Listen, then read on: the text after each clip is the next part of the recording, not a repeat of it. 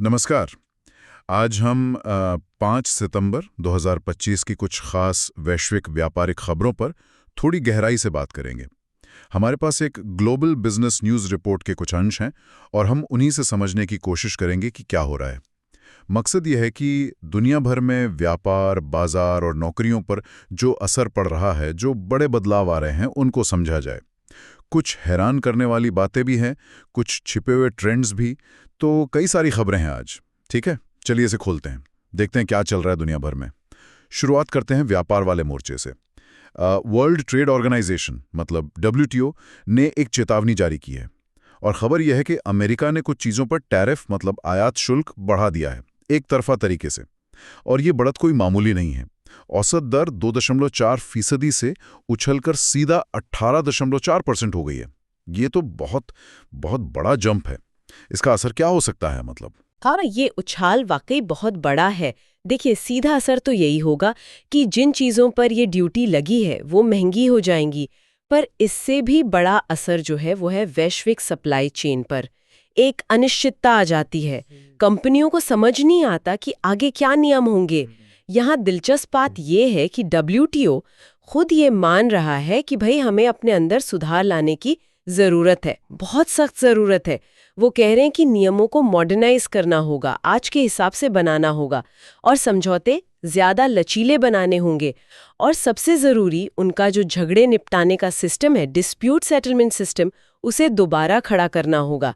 वो तो पिछले कुछ सालों से लगभग मतलब ठप सा पड़ा है। अच्छा, मतलब एक तरफ अमेरिका अपने हिसाब से टैरिफ लगा रहा है और दूसरी तरफ जो ग्लोबल रेफरी है वो खुद कह रहा है कि मेरे नियम पुराने पड़ गए और मैं फैसले नहीं कर पा रहा। बिल्कुल यही स्थिति है और ये वैश्विक व्यापार के लिए आप समझ सकते हैं अच्छी बात नहीं है। हाँ, ये तो चिंता की बात लगती है। हाँ, स्थिति गंभीर है।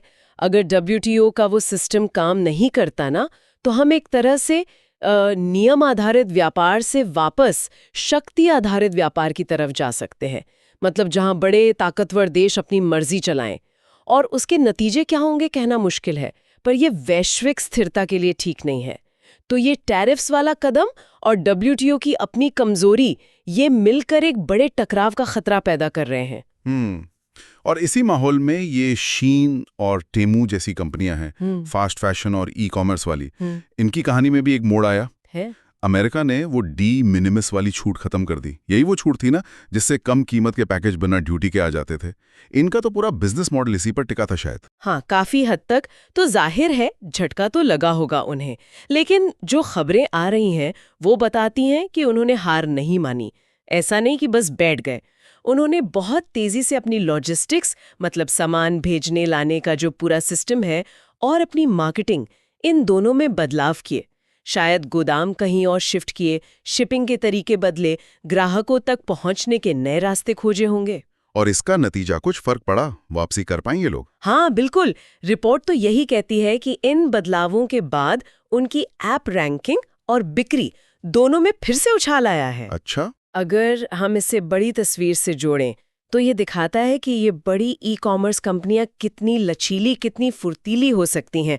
जब नियम बदलते हैं या हवा बदलती है तो ये डूबने के बजाय तैरने के नए तरीके निकाल लेती हैं। ये इस बात का भी सबूत है कि जो संरक्षणवादी नीतियां होती हैं, जैसे टैरिफ बढ़ाना, वो हमेशा वैसा नतीजा नहीं देती जैसा सरकारें सोचती हैं। कंपनियां अक्सर इनका कोई ना कोई तोड़ निकाल लेती हैं, भले ही उनकी लागत बढ़ जाए या काम और मुश्किल हो जाए। तो ये एक तरह से अडेप्ट करने की, माहौल के हिसाब से ढल जाने की क्षमता है। खैर, व्यापार से हटकर अब जरा बाजारों की तरफ देखते हैं। अमेरिकी बाजारों में कुछ अजीब सा हो रहा है। यहाँ बात वाकई दिलचस्प हो जाती है। अमेरिका में रोजगार के जो आंकड़े आए वो उम्मीद से कमजोर थे। मतलब नौकरियां उतनी नहीं बढ़ी जितनी उम्मीद की जा रही थी। आमतौर पर तो इसे बुरी खबर मानते हैं, है ना, अर्थव्यवस्था के लिए। हाँ, सामान्य तर्क तो यही कहता है, कमजोर रोजगार मतलब इकोनॉमी थोड़ी सुस्त पड़ रही है, जो बाजार के लिए अच्छा संकेत नहीं माना जाता। लेकिन हुआ बिल्कुल उल्टा। S&P 500 इंडेक्स रिकॉर्ड ऊंचाई पे पहुंच गया। डॉलर कमजोर हो गया, सोना ऊपर चढ़ गया और कच्चे तेल की कीमतें गिर गईं। ये क्या चक्कर है? कमजोर डेटा अच्छी खबर कैसे बन गया? ये बाजार का अपना एक अलग और कभी-कभी थोड़ा उल्टा लगने वाला तर्क है। हुआ ये कि कमजोर रोजगार के आंकड़ों को बाजार ने इस तरह से पढ़ा या इंटरप्रेट किया कि अब अमेरिकी फेडरल रिजर्व मतलब वहां का जो सेंट्रल बैंक है उस पर दबाव बढ़ेगा। दबाव किस बात का? कि वो अर्थव्यवस्था को संभालने के लिए ब्याज दरें जल्दी घटाएं। खबरों में 17 सितंबर की उनकी मीटिंग का जिक्र भी आ रहा है कि शायद तभी कटौती का ऐलान हो जाए। अच्छा, तो ये उम्मीद कि पैसा सस्ता हो जाएगा, कर्ज लेना आसान हो जाएगा, इसने बाजार को खुश कर दिया। बिल्कुल सीधी सी बात है। जब ब्याज दरें कम होती हैं तो कंपनियों के लिए, लोगों के लिए कर्ज लेना सस्ता हो जाता है, तो उम्मीदें बनती है कि लोग ज्यादा खर्च करेंगे, कंपनियां ज्यादा निवेश करेंगी और अर्थव्यवस्था में थोड़ी जान आएगी। स्टॉक मार्केट बस इसी उम्मीद पर उछल पड़ा। डॉलर इसलिए कमजोर हुआ क्योंकि कम ब्याज दरों से उस करेंसी में निवेश करना कम फायदेमंद लगता है। और सोना अक्सर तब बढ़ता है जब अनिश्चितता हो या जब ब्याज दरें कम होती हैं, तो उसका बढ़ना भी इसी लॉजिक में फिट बैठता है। समझ गया। लेकिन तेल की कीमतें क्यों गिरी? वो भी तो इसी उम्मीद पर बढ़नी चाहिए थी। हाँ, ये थोड़ा अलग है। तेल की कीमतों में गिरावट शायद इस चिंता को दिखाती है कि ठीक है, ब्याज दरें शायद घटे, लेकिन कमजोर रोजगार के आंकड़े असल में तो धीमी आर्थिक ग्रोथ का ही संकेत दे रहे हैं। और धीमी ग्रोथ का मतलब है तेल की डिमांड यानी मांग कम होना। तो आप देख रहे हैं एक ही डेटा पॉइंट पर कितनी अलग अलग तरह की प्रतिक्रियाएं। ये बाजार की कॉम्प्लेक्सिटी है। ये तो सचमुच काफी उलझा हुआ मामला है। खैर, अब एक और क्षेत्र की तरफ चलते हैं, टेक्नोलॉजी और फाइनेंस का, जहां मेल हो रहा है। ओंडो फाइनेंस नाम की एक कंपनी है। उसने ओंडो ग्लोबल मार्केट्स नाम से कुछ लॉन्च किया है। खबर यह है कि ये अमेरिकी स्टॉक्स की 24/7 ट्रेडिंग की सुविधा देगा, वो भी टोकनाइज्ड रूप में। ये टोकनाइज क्या चीज है और ये इतना अहम क्यों माना जा रहा है? टोकनाइजेशन, हाँ, ये आजकल काफी चर्चा में है। ये ब्लॉकचेन टेक्नोलॉजी का इस्तेमाल करके जो असली दुनिया की संपत्ति है, जैसे स्टॉक या बॉन्ड, उनको डिजिटल टोकन में बदलने का प्रोसेस है। आप इसे ऐसे समझ सकती हैं कि आपके शेयर का एक डिजिटल सर्टिफिकेट बन गया, जिसे इंटरनेट पर तुरंत कभी भी खरीदा बेचा जा सकता है। पारंपरिक स्टॉक एक्सचेंज तो अपने तय समय पर ही खुलते बंद होते हैं ना? हाँ, बिल्कुल। लेकिन ये टोकन सैद्धांतिक रूप से 24 घंटे 7 दिन ट्रेड हो सकते हैं। 24 घंटे 7 दिन, मतलब मैं भारत में बैठा हूं और रात के 2 बजे अमेरिकी स्टॉक्स खरीद बेच सकता हूं। हाँ, थ्योरी तो यही है। इससे सीमा पार निवेश बहुत आसान हो सकता है और ज्यादा लोगों को बाजार तक पहुंच मिल सकती है। सोचिए, दुनिया के किसी भी कोने से कोई भी व्यक्ति किसी भी समय दुनिया के बड़े बाजारों में ट्रेड कर पाए। ये पारंपरिक फाइनेंस के लिए तो बहुत बड़ा बदलाव ला सकता है ना? हाँ, ये तो बहुत बड़ा बदलाव लग रहा है।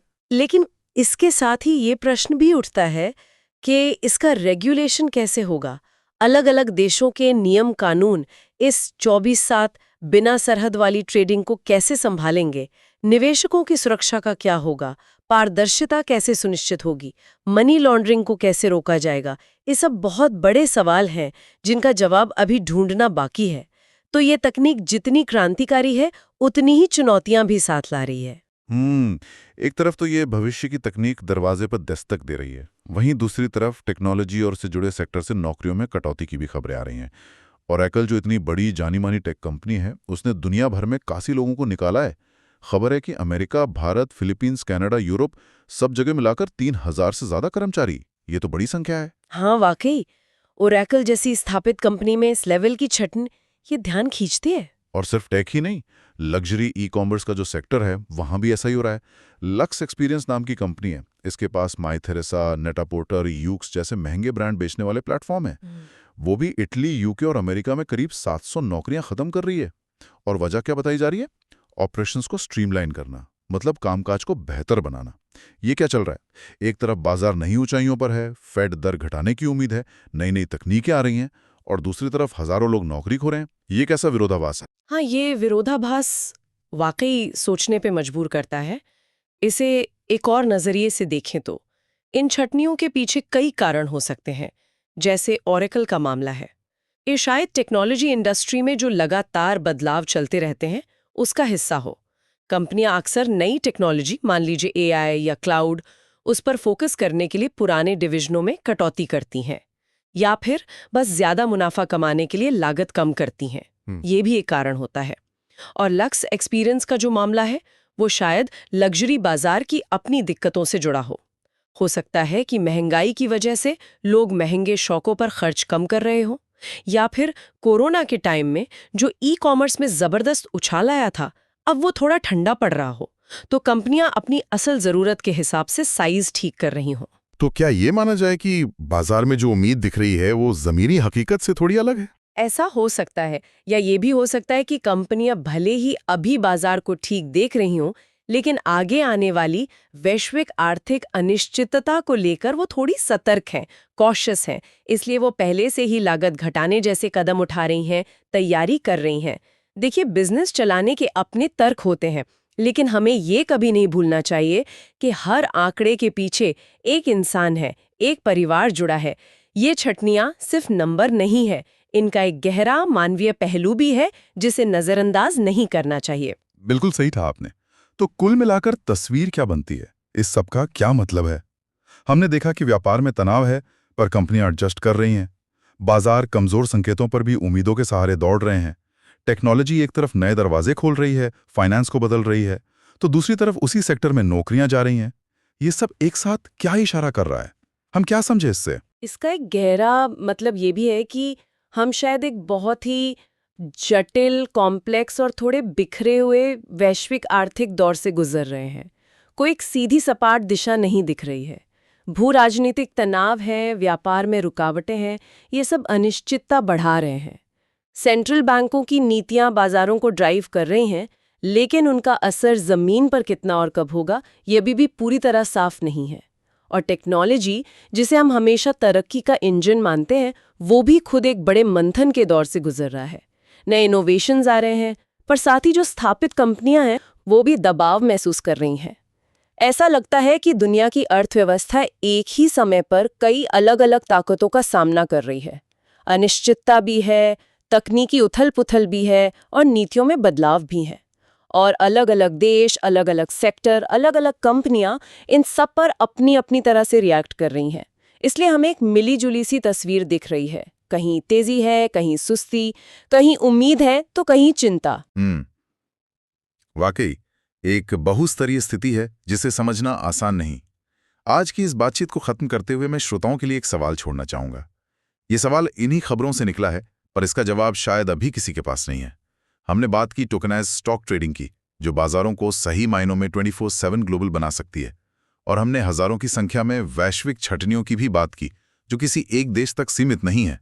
अगर हम इन दोनों ट्रेंड्स को साथ रखकर देखें, एक तरफ टेक्नोलॉजी जो दूरियां मिटा रही है और दूसरी तरफ कंपनियां जो दुनिया भर में लोगों को नौकरी से निकाल रही हैं, तो क्या यह संभव है कि आने वाले समय में वैश्विक बाजार और वैश्विक कार्यबल की परिभाषा ही बदल जाए? क्या टेक्नोलॉजी भौगोलिक सीमाओं को और भी अप्रासंगिक बना देगी, जिससे टैलेंट और पैसा और भी आसानी से कहीं भी आ जा सकेगा? या फिर संरक्षणवाद और कंपनियों की अपनी मजबूरियों के चलते हम और ज्यादा बटी हुई फ्रैगमेंटेड दुनिया देखेंगे? इस पर सोचने के लिए बहुत कुछ है।